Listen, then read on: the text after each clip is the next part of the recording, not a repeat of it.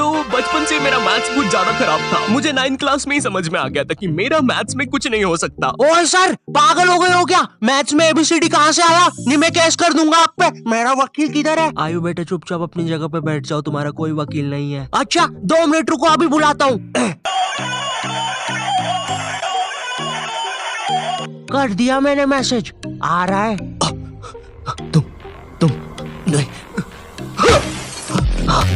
तुम मुझे कभी नहीं पकड़ सकते।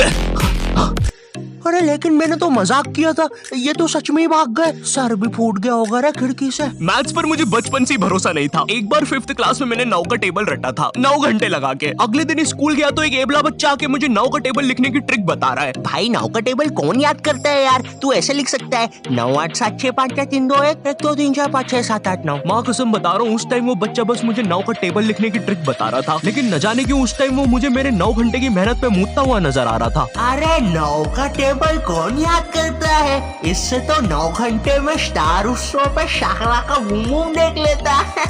मैंने मैथ्स अकेले पढ़ना ही छोड़ दिया, ग्रुप स्टडीज ही करता था फिर मैं। और ग्रुप स्टडीज ना उन बच्चों के लिए होती है जिन्हें पता होता है कि कौन सा चैप्टर कैसे करना है। ये बच्चे ना अलग ही होते हैं। इनकी कॉपी में मोर का पंख होता है, मोर की कॉपी में इनका पंख होता है। इन्हें पता है कि इन चीजों का हमारे जीवन में क्या उपयोग है। ये लोग अपने सबसे क्लोज दोस्त को भी पूरा नाम लेके बुलाते हैं। युवराज राजेश पाटीदार, इधर आओ।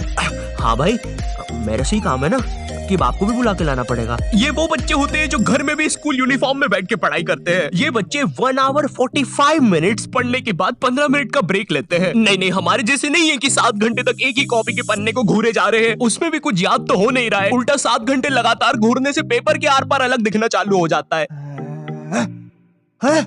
आर पार दिख रहा है। Super powers. ए अंधे, पढ़ ले चुपचाप।